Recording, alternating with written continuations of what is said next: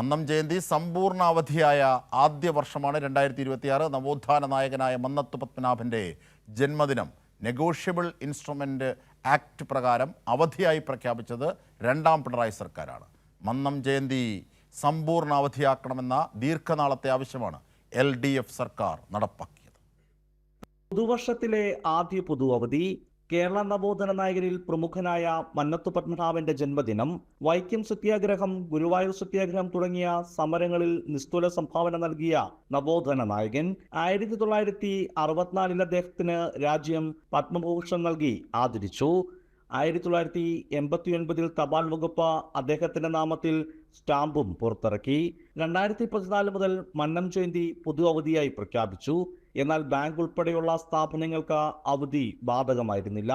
രണ്ടാം പിണറായി സർക്കാരാണ് negotiable instrument act പ്രകാരം അവധി പ്രഖ്യാപിച്ചത്. ഇതോടെ മന്നം ജയന്തിക്ക് സമ്പൂർണ്ണ അവധി ലഭ്യമായി. ഈ അടുത്ത കാലത്തായിട്ട് നെഗോഷ്യബിൾ ഇൻസ്ട്രുമെന്റ് ആക്ട് പ്രകാരം അവധി പ്രഖ്യാപിച്ചിട്ടുണ്ട്. അതിൽ ഞങ്ങളെല്ലാവരും വളരെ സന്തുഷ്ടരാണ്. അതുകൊണ്ട് നമുക്ക് ബാങ്കിലും മറ്റുള്ള ജീവനക്കാർക്കും എല്ലാവർക്കും ഇതിൽ പങ്കെടുക്കാൻ സാധിക്കുന്നുണ്ട്. വളരെ സന്തോഷമുള്ള കാര്യമാണ്. മന്നം ജയന്തി ഈ നെഗോഷ്യബിൾ ഇൻസ്ട്രുമെൻറ്റ്സ് ആക്ട് പ്രകാരം അവധിയായി പ്രഖ്യാപിച്ചതിൽ വളരെയധികം സന്തോഷമുണ്ട്. കാരണം ഞങ്ങളുടെ കൂടെയുള്ള പലർക്കും ഇതിനു മുമ്പ് ഇവിടെ വരാനോ ഇതിങ്ങനെ ഇവിടെ നടക്കുന്നതൊന്നും കാണാനോ ഒന്നൊരു അവസരം ഉണ്ടായിരുന്നില്ല.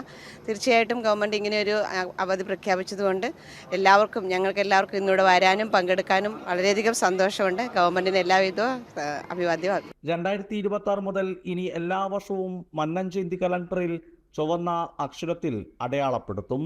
കൈരളി ന്യൂസ്, പത്തനംതിട്ട.